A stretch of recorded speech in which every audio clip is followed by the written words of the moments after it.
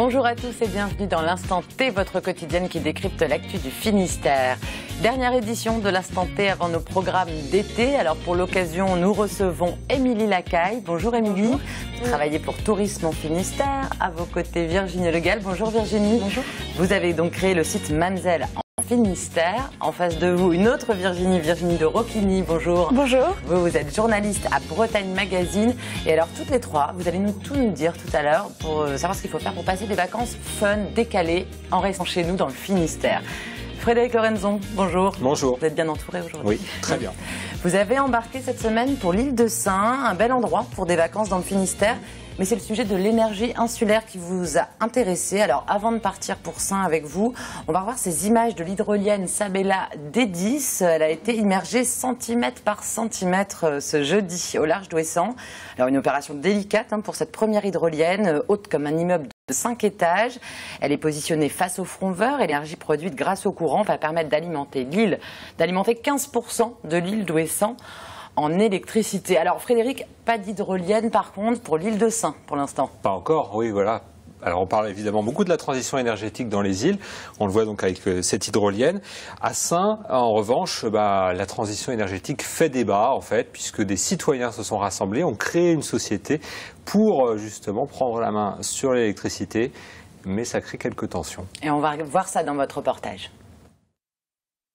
Accueil très frais pour Patrick Soultier ce jeudi à Saint. Cet entrepreneur, spécialiste des énergies renouvelables, est accueilli directement par le maire lorsqu'il pose le pied sur l'île. Je pense que ce que tu as fait, c'est scandaleux et je tenais à te le dire. Chacun peut avoir son avis. Le tort de l'entrepreneur avoir usé du symbole du 18 juin pour appeler à l'indépendance énergétique. Pour l'appel du 18 juin, un peu, parlait qu'aujourd'hui il y avait de la résistance par rapport au fuel et par rapport à EDF qui veut absolument maintenir le fuel sur l'île.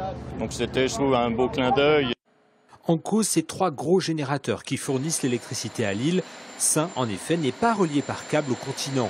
Problème, ces moteurs consomment 1000 litres par jour. Pour faire passer l'île aux énergies renouvelables, 66 petits actionnaires ont créé une société, IDSE, des actionnaires très remontés contre EDF.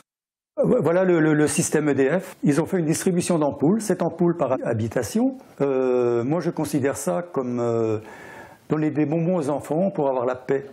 66 actionnaires, dont 40 habitants de l'île, ont donc investi 250 à 5000 euros. Objectif avoué, prendre la main sur l'alimentation électrique. L'idée, plutôt que d'acheter du fuel pour faire de l'électricité notamment, c'est plutôt de voir si on ne peut pas isoler les maisons déjà. Et ensuite, c'est d'utiliser tout ce qu'il y a de ressources sur l'île, le soleil, le vent, la mer. La municipalité, qui soutenait le projet au départ, a fait machine arrière. Mais la municipalité ne peut pas travailler avec IDSE. Et au niveau de la société, on n'était pas d'accord sur le montage. On aurait souhaité une SEM, c'est-à-dire une société qui soit avec des partenaires publics, privés. Ça a été refusé par M. Sautier. C'est la loi qui le dit. Il n'a pas la compétence. Ce n'est pas les communes qui choisissent leur opérateur. Aujourd'hui, le maire et son conseil mettent en avant les économies d'énergie réalisées, notamment grâce à EDF. Donc ce sont tous des lampadaires qui sont à LED et qui sont pilotés individuellement par GPS. C'est-à-dire qu'on peut les régler de 100% à 20%. À Saint, EDF va installer prochainement un mât de mesure pour évaluer le potentiel éolien. Reste à obtenir l'autorisation d'installer une éolienne sur l'île, zone naturelle, littorale et très touristique. Alors Frédéric, quel est finalement le vrai combat de IDSE? Alors en fait, pour l'instant, Île-de-Saint Énergie veut surtout que le législateur établisse des régimes d'exception pour les ZNI, les zones non interconnectées. Donc comme Saint, des îles où il n'y a pas de câble qui va du continent à l'île donc l'île doit produire elle-même son électricité. Il y a Molène aussi qui est dans le même cas et Ouessant. Alors aujourd'hui, la société des Îliens veut réduire aussi la consommation, diminuer rapidement l'usage des générateurs, donc le recours au fioul, et remplacer donc par des éoliennes, des panneaux solaires et des hydroliennes pour avoir un mix d'énergie renouvelable et puis ainsi assurer une continuité parce que quand il n'y a pas de vent, il faut que l'hydrolienne ou les panneaux solaires prennent le relais et ainsi de suite, quoi. Alors qu'est-ce qui va se passer à l'avenir? Pour l'instant, la loi est en débat. L'amendement qui offrait l'exception aux îles a été adopté au Sénat, mais rejeté à l'Assemblée. Un nouvel amendement est en discussion. Il devrait être peut-être adopté ou non début du mois prochain. Et puis ça se passe pour l'instant au niveau parlementaire. Alors comment se positionne EDF dans tout ça? L'opérateur historique veut évidemment garder la main. Ce vendredi, une équipe devait se rendre sur place à Saints pour examiner la faisabilité de l'installation d'une éolienne, le fameux MAD mesure pour faire les mesures. Et puis donc, je vous propose d'écouter Vincent Denby-Wilkes, le délégué régional d'EDF, qui explique la suite. Nous pourrons très vraisemblablement installer une première éolienne l'année prochaine qui permettra de couvrir un quart des besoins de l'île. Et puis j'espère une deuxième dans la foulée. Tout ça permettra de couvrir à peu près 50% des besoins de l'île. Ce qui supposera que nous accompagnons ça par un projet de stockage, c'est-à-dire des batteries, de façon à ce que lorsque les éoliennes produites et qu'il y a peu de consommation, eh bien cette production soit stockée et puisse être utilisée au moment où il y a plus de consommation. Et alors, est-ce qu'il ne va pas y avoir d'opposition à Saints sur l'installation de ces éoliennes? Ce qui est clair, c'est que IDSE ne semble pas prête à un partenariat avec EDF. On a vu un peu ce qu'ils en pensaient. Et puis l'opérateur historique entretient, lui, de son côté, l'appui des municipalités. Un petit exemple, EDF reverse des subventions à toutes les stations SNSM de sauvetage, notamment de toutes les îles. Et puis d'autre part, EDF immergera donc en octobre ou novembre son hydrolienne qui s'appelle ArcWest, qui est fabriquée en ce moment à Brest avec des CNS. Nul doute que le programme ArcWest ne se fait pas uniquement pour l'île de Bréa, donc dans les Côtes d'Armor, mais que EDF, comme Sabella, qu'on a vu, souhaite expérimenter et exploiter les hydroliennes dans des sites tels que les îles non connectées, non interconnectées, les ZNI. On va suivre tout ça de près en tous les cas. Merci beaucoup Frédéric. 2 780 €, c'est ce qu'il faut débourser en moyenne pour se loger dans une maison de retraite en Bretagne. Une tarification qui nous place dans le top 3 des régions les plus chères en France. Mais la réalité est tout autre dans le Finistère. Julie Sicot a enquêté sur le tarif des établissements du département.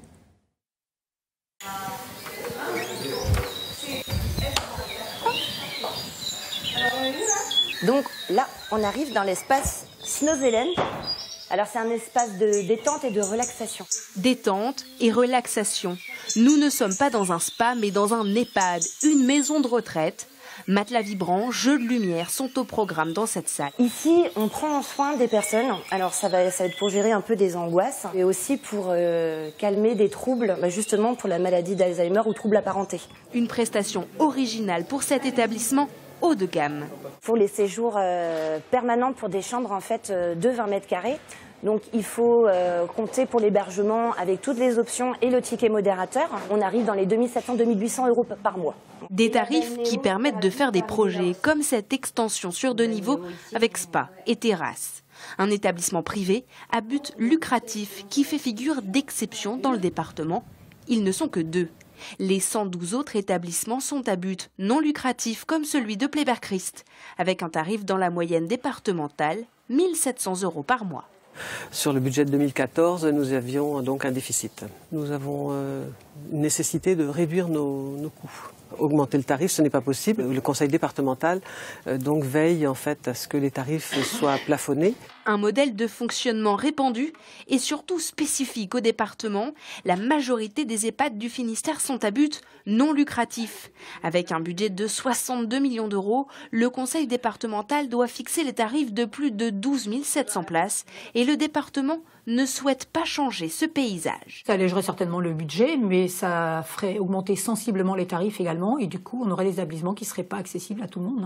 Notre rôle en tant qu'acteur majeur de l'action sociale sur le département, c'est de faire en sorte que les personnes âgées trouvent près de chez elles un établissement prêt à les accueillir à un tarif abordable.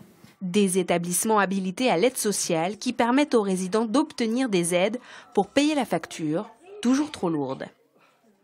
Et puis une page de football maintenant, à 6 semaines de la reprise du championnat en Ligue 2. C'était la rentrée pour les joueurs du Stade Brestois 29 ce vendredi matin. L'occasion de faire le point sur les ambitions du club pour cette nouvelle saison. Et Christophe Boucher y était. Quelques abdos et étirements en guise de remise en jambe pour les joueurs du Stade Brestois 29. Retrouvailles avec le terrain d'entraînement, mais aussi les journalistes locaux. Nouvelle saison, nouvel état d'esprit pour les footballeurs, notamment pour Bruno Grougy, content de tourner la page de la saison passée et prêt à reconquérir le public du stade Le Blé. On va se concentrer en tout cas à mouiller le maillot, c'est la première des choses ça. Et après, on va tout faire pour qu'on retrouve notre public, notre lien entre nous et que le stade revive des belles heures. Grégory Lorenzi a fait son grand retour au sein du groupe. L'effectif de l'équipe n'est pas encore au complet, ce qui n'empêche pas le coach Alex Dupont d'avoir de l'ambition pour la saison 2015-2016. Extrêmement motivé à l'idée de faire un bon parcours cette saison avec le Stade Brestois. Voilà, l'équipe aussi, le club doit continuer à se construire. On va pas programmer une montée là cette année. On était quoi, 6e, et ben il faudra mieux que 6e la saison prochaine. On a fait un quart de finale, et ben on va essayer d'aller en demi cette fois-ci. Hein? Voilà, de l'ambition. Mais aussi, je répète encore, mais aussi beaucoup d'humilité. Puis le championnat sera beaucoup plus difficile cette saison en Ligue 2. Dès lundi, 2 nouvelles recrues devraient intégrer le Stade Brestois 29. Et si c'est la rentrée pour les footballeurs, ça sent plutôt les vacances pour tous les autres finistériens. Avec nos invités, on vous donne aujourd'hui quelques pistes pour découvrir ou redécouvrir le département de façon originale. Alors pour passer de bonnes vacances, il faut d'abord se trouver un bel endroit pour se loger. Et les idées ne manquent pas. Émilie Lacaille avec Finistère Tourisme, vous nous avez sélectionné des gîtes originaux pour s'évader un peu le temps d'une nuit. Et on commence par une cabane sur l'eau. C'est du côté de l'Aucunolé, alors c'est vers Quimperlé. Oui, tout à fait, dans le sud du Finistère. Donc c'est une cabane sur la rivière. Et ce qui est sympa, c'est que le camping vous prête un kit pour faire de la pêche et puis pour les enfants, pour découvrir un peu la rivière et le milieu aquatique. Et elle ne dérive pas, hein. On est accroché quand même, c'est pas un bateau. Toujours dans les logements originaux et toujours dans un camping, ça se passe à Châteaulin et c'est un tipi. Oui, en fait les cabadiennes, ça ressemble un peu à des tipis avec un toit très penché en bois. Et donc là aussi super sympa à faire en famille, voilà, pour un petit week-end ou une semaine.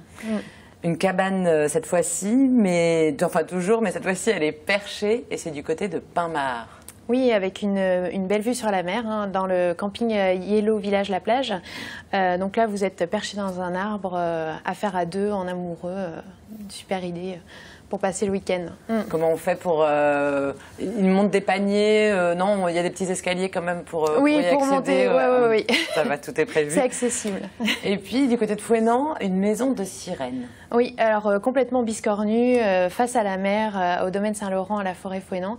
Et là, on ne peut pas faire plus original, quoi. Une maison qui ressemble vaguement à une chaussure, on ne sait pas trop, avec une belle terrasse. Animé, en fait. Ouais, c'est ça.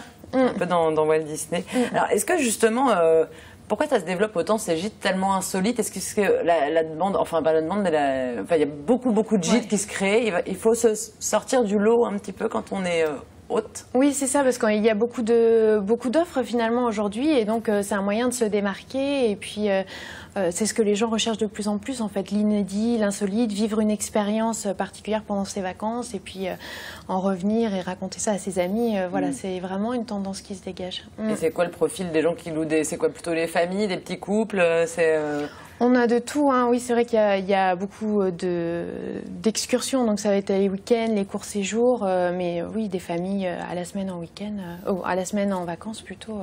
Oui, tout à fait. La Bretagne attire toujours, parce qu'on parle de gîte à thème comme ça, il y a un peu l'esprit aussi Bretagne, terre de légende, ça marche? Oui, complètement, parce que il y a des études qui ont été faites, hein, et la Bretagne, c'est parmi les 3 régions vers lesquelles les Français se dirigeaient en priorité pour leurs vacances d'été 2015. Donc, du coup, voilà, c'est une destination qui paraît aussi accessible en termes de budget, et c'est aussi ça qui intéresse les gens aujourd'hui, les bons plans, les petits prix. Les activités gratuites. Alors toujours dans côté logement, mais alors ça c'est pour ceux qui veulent un logement mais qui veulent en même temps se déplacer, arpenter les petites routes du Finistère. Et ils peuvent louer un des combis Volkswagen d'Olivier Lintanff. Nous, en tous les cas, on s'est laissé séduire. Regardez. Une couleur flashy, le logo, la carrosserie, on reconnaît le combi Volkswagen au premier coup d'œil. Vous sentez déjà la nostalgie vous envahir? C'est ce goût pour les années 70 et 80 qui a incité Olivier Lintanff à rénover ses combis jolis pour les louer à des vacanciers. C'est un véhicule utilitaire à la base qui a été créé juste après la guerre par Volkswagen sur une base de coccinelle, et il a ensuite été décliné sous forme de camping-car par les utilisateurs qui trouvaient le format très très sympa à une époque où on commençait à être libéré de tout. Le combi, c'est la liberté, mais sans oublier le pratique. Grâce à la Reos, le véhicule peut accueillir jusqu'à 4 personnes avec des couchages bien pensés. Et voilà, donc ici on a une grande banquette au rez-de-chaussée qui permet de faire dormir 2 adultes. Donc à l'étage, ici on a un deuxième couchage pour 2 adultes ou 2 enfants. On y trouve aussi le confort moderne où tout a été pensé pour s'affranchir des contraintes. Alors à l'arrière, il y a un réservoir de 40 litres d'eau. Et du coup, on peut faire tout ce qui est cuisson et vaisselle. On peut ainsi vivre dans une quasi-autonomie, presque comme dans un camping-car classique, le voyage dans le passé en prime. Et le petit bonus pour ces combis jolis, ce sont les toilettes chimiques. Ici, nous avons un toilette.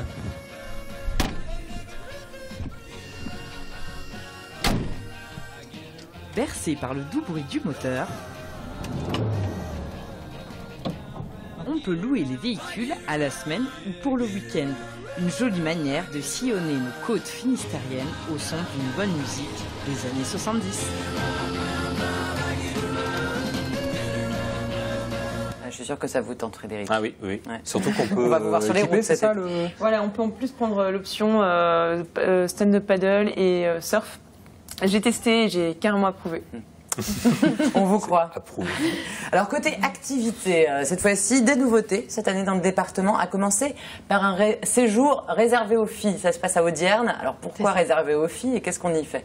Alors on y fait du surf, du yoga, du pilate. Et donc en fait, c'est un séjour de 5 jours tout compris. Avec donc chaque jour 2 heures de cours de surf et puis 1 heure de yoga ou de pilates. Mais oui, c'est réservé aux filles, Frédéric. Ouais, oui. Je suis désolée. Non, mais vous adressez à moi, mais... Frédéric sera dans son combi Volkswagen. C'est ça, il passera à côté, regarder les filles sur la plage. Pour les hommes ou pas? Oui, mais en séjour plus court, On peut vous rejoindre, mesdames? Non, pas sur les 5 jours, 5 nuits, c'est réservé aux filles. Mais sur les séjours plus courts, oui, c'est possible. C'est nouveau, ça de catégoriser les vacances un peu, non? Ouais, bah, entre copines, ça se fait beaucoup. Hein. Ça peut être aussi pour un enterrement de vie de jeune fille ou quelque chose comme ça peut être sympa aussi. Hein. Du géocaching à Plouégat-Moisan, rappelez-nous ce qu'est le géocaching. C'est une sorte de chasse au trésor moderne avec un GPS et puis donc on se promène et on trouve la cache grâce aux coordonnées géographiques du petit trésor. Ouais. Donc ça c'est l'auberge du Puy-de-Gênes qui fait ça et donc qui vous propose avec l'hébergement le GPS et pour une balade d'un peu plus d'1 heure. Ça permet de découvrir un peu différemment le paysage. Le trésor c'est quoi? C'est le dernier smartphone à la mode ou Non, c'est les petits trésors, c'est ça l'idée. Et du flyboat avec l'Ocamarine, donc à Loctudi. Le flyboat c'est complètement fou. Ouais, c'est ça, il faut aimer les sensations fortes hein, quand même, parce qu'on est à plusieurs mètres, enfin en tout cas on peut aller jusqu'à plusieurs mètres de hauteur au-dessus de l'eau, donc il faut avoir le cœur bien accroché, mais apparemment très sympa, hein, je n'ai pas encore testé. Mais... à faire. En tous les cas, on retrouve toutes ces adresses et toutes les infos sur finisterretourisme.com. Merci Émilie. Alors Virginie, vous êtes la reine du bon plan dans le 29, vous avez déniché des cours de cuisine diététique pour se régaler pendant les vacances. Expliquez-nous ça. C'est ça, en fait c'est organisé par Nutri & Co. C'est donc un lieu qui se trouve à Quimper. Ce sont 2 jeunes femmes, Julia et Virginie, qui sont toutes les 2 diététiciennes. Elles nous accueillent pour faire des formations et des consultations diététiques, mais elles font aussi des ateliers cuisine. Alors ça va être des ateliers cuisine diététiques pour les adultes et les enfants, mais on peut aussi faire des ateliers cuisine avec des chefs, pâtissiers ou chefs étoilés. Donc pour le coup, je trouve que c'est sympa pour les vacances, c'est original comme activité. C'est surtout l'occasion de faire une parenthèse parce que pendant les vacances, des fois, on mange peut-être un peu plus riche, non? Voilà, comme ça on mangera moins. Et puis vous avez rencontré un conteur qu'il faut vraiment pas louper cet été. C'est une sorte de réincarnation de Jean de La Fontaine. Si on veut, voilà. En fait, il s'appelle Erwan Madec. C'est un comédien qui est extrêmement doué. Et en fait, il fait du théâtre de rue, c'est-à-dire qu'il se déplace dans différentes villes, dans différentes communes, pour faire des spectacles où il présente les fables de La Fontaine. Alors voilà, le répertoire est vaste. On a Le Loup et le Chien, on a toutes sortes de fables. Ça pourrait être assez parodique, mais mais joué par Erwan, je peux vous assurer que vous pouvez redécouvrir les fables et ça plaît à tout le monde, aux grands comme aux petits. Il a différentes dates de prévues, mais il est très intéressé pour que des communes le contactent. Donc Erwan Madec. Voilà, donc vous allez sur la page Facebook de Erwan Madec et on retrouve un blog à ne pas manquer pour, enfin, à aller visiter en tous les cas pour avoir des bons plans dans le Finistère. Alors c'est vrai qu'il y a plusieurs blogueuses. Il y en a plusieurs, mais je vous en demande un parce qu'on a peu de temps. C'est difficile. Allez, je dirais Lady Braise, qui tient d'ailleurs une chronique à TB Sud et qui propose des jolies pépites. Très bien, et ben on s'y rendra. Et puis bien sûr, on trouve toutes les infos, les autres blogs aussi en lien sur mamzellenfinistère.com. Virginie de Roquigny, vous travaillez pour Bretagne Magazine. Et ce mois-ci, Bretagne Magazine s'est intéressé à l'île Vrac, un lieu qu'il faut absolument découvrir pendant les vacances. Mais alors pourquoi ? Alors, en fait, l'île Vrac n'est une île que à marée haute, puisqu'à marée basse, on peut y accéder à pied depuis la grève de Saint-Cava à Plouguerneau. Donc, attention, pour ceux que ça tente, il faut vraiment regarder l'horaire des marées. On ne peut y accéder 3 heures avant et après la pleine marée basse. Sur place, c'est une association de passionnés qui a réinvesti ce lieu depuis que les gardiens du phare l'ont abandonné. Et c'est devenu, alors pendant l'hiver, une résidence d'artistes et puis l'été, une galerie à ciel ouvert au milieu de l'eau où on peut découvrir des expositions. Il y a 2 expositions cet été, une en juillet, une en août. Donc voilà, j'invite tout le monde à y aller. C'est à la fois une super balade puisqu'on traverse l'estran, on arrive sur une île, c'est magnifique comme coin, c'est entouré de plein de petits îlots. Et puis là, on découvre des expositions de grande qualité. Donc, on a précisé où c'était, l'île Vrac, comme son nom l'indique, c'est à la Bervrac, en face de la Bervrac. C'est pas très loin de la Bervrac, mais pour y accéder, disons que c'est Plouguerneau. Saint-Cava, grève de Saint-Cava à Plouguerneau. Très bien. Et donc, une dernière idée, une fois que vous avez tout ça, il faut aussi occuper les enfants, si jamais il pleut. Tout l'été, on n'y croit pas, mais il y aura peut-être 1 ou 2 jours de pluie. Pour ça, il y a une mallette, déballez-la nous un petit peu, Virginie. C'est conçu par une Brestoise. On peut s'abonner ou l'acheter. Et ça s'appelle Andy et compagnie. Et donc, alors, sortez un peu tout le matériel qu'il y a dedans, Virginie. Il y a tout pour occuper les enfants, des ciseaux, de la colle et des activités proposées. Donc, sur le site andyci.fr, vous pouvez commander. Et alors ça, apparemment, voilà, c'est Virginie, vous avez testé, je crois, et oui, j'ai testé. Ça marche bien. Oui, c'est juste génial.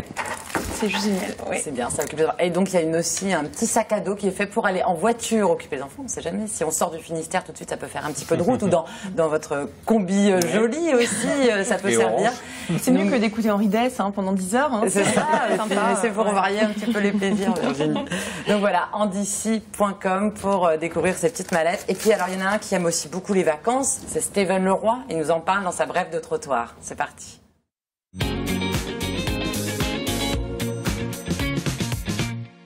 Ouais, comment que c'est? Ça gaze avec toi ou quoi? Dernière de l'année, et je suis une toute tonne bégamelle, après c'est les vacances, et t'as qu'à croire que tu vas venir me faire chier quand je serai sur mon matelas pneumatique, ouais, taquer dans ta gueule, dans tes dents, direct, ouais, c'est bon, ouais. Et alors cette année, comme tous les ans, je vais te prodiguer un peu mes conseils pour tailler en vacances, quoi. Bon, cette année, moi, il y a un truc que j'ai décidé, clair et net, radical, je reste à Brest. Ah, je vais t'expliquer pourquoi, c'est pas une histoire de pognon, parce que maintenant que je fais de la téloche, je croule sous les bifetons. Non, c'est parce qu'à Brest, depuis cette année, ils ont inventé le concept 3 en 1. C'est-à-dire que dimanche dernier, c'était la fête de la musique. Bon, d'habitude, la fête de la musique, t'y vas, tu commences vers les coups de 20h, et tu finis à 21h si t'as plus de 70 ans, et puis des crescendo comme ça, 6h du mat si t'as entre 16 et 20, quoi, défoncé comme un terrain de manœuvre. Bon, voilà. Et cette année, Brest, non, ils ont dit, non, le soir pour la musique, c'est pas terrible, on va plutôt mettre ça entre 10h et 20h, histoire d'être sûr qu'il n'y aura personne.